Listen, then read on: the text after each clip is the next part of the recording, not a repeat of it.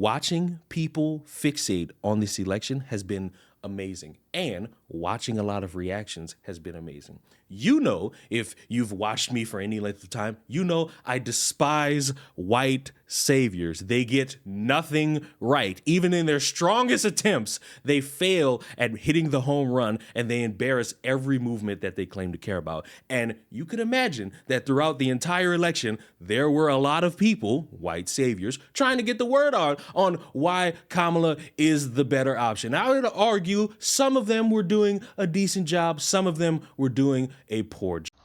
How does this not go without saying? But white people, white women especially, at this moment, do not go to your Black, your Indigenous, your immigrant, your queer, your trans. Do not go to that person in your life that you feel is a little bit more oppressed than you are, because obviously you're feeling fucking oppressed, and ask for like help with it. I don't care how you voted. I don't care how fucking hard you worked. I don't care. I don't care. You're not an exception to this. Just so we're clear.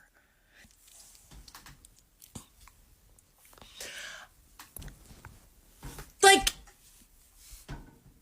I thought it couldn't get too much more reasonably worse today in the spectrum of my emotions towards people who look like me.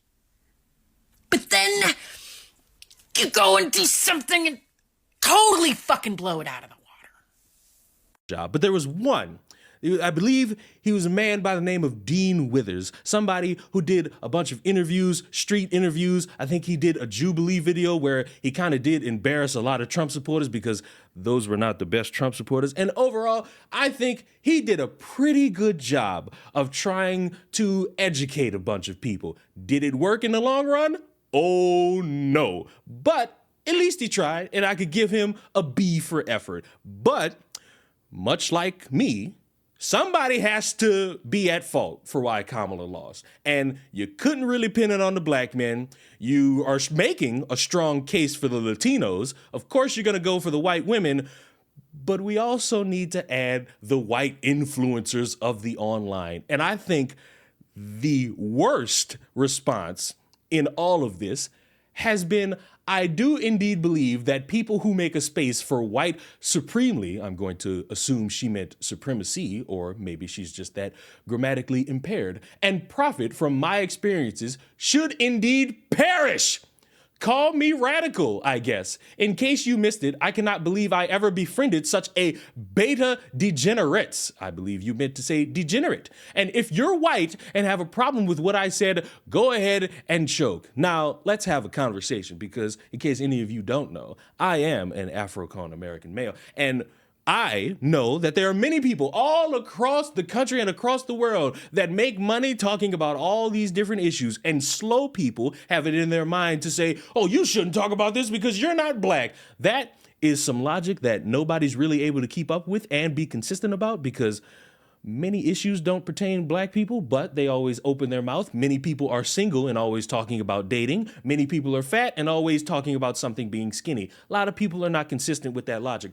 But to wish death on somebody who you befriended over this political election is a little bit insane, especially when you're going on Discord, making sure everybody knows that this grifting piece of human filth needs to be, I'm not gonna read that, because I don't want anybody thinking that I said that just off of willy and therefore nilly. And if you think anybody could potentially see this and say, hold on, buddy, you're doing a little bit too much, which is what happened, she don't care. I say this because I've been saying it before. It has never been about advocacy. It's been about winning an argument. If he gave a shit about advocacy, this is not the question he or anyone else would be fucking asking. Do not boil this down to TikTok beef. This guy is a genuine piece of shit.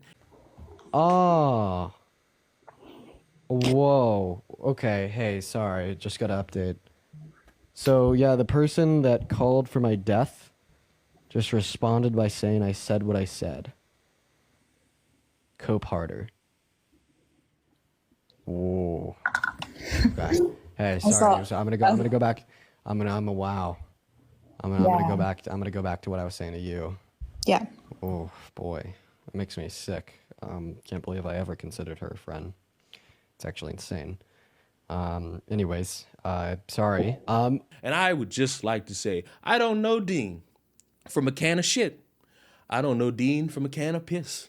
I don't know Dean from random stains on bed sheets, but I feel like that dude was a little bit too genuine in him wanting to see Kamala win. I feel like he was passionate about getting information out there and educating people because Lord knows your dumb ass wasn't gonna fucking do it. And that is going to be what leads me to start saying, if you really want people to care, don't demonize them when you don't get your fucking outcome. This shit, dude, you white dudes that are getting on the internet, the Parkers, the Deans, the fucking Harrys, all of you that are doing this shit, stop it. Getting on the internet and being like, I don't know where we go from here, but together we can shut up. Together?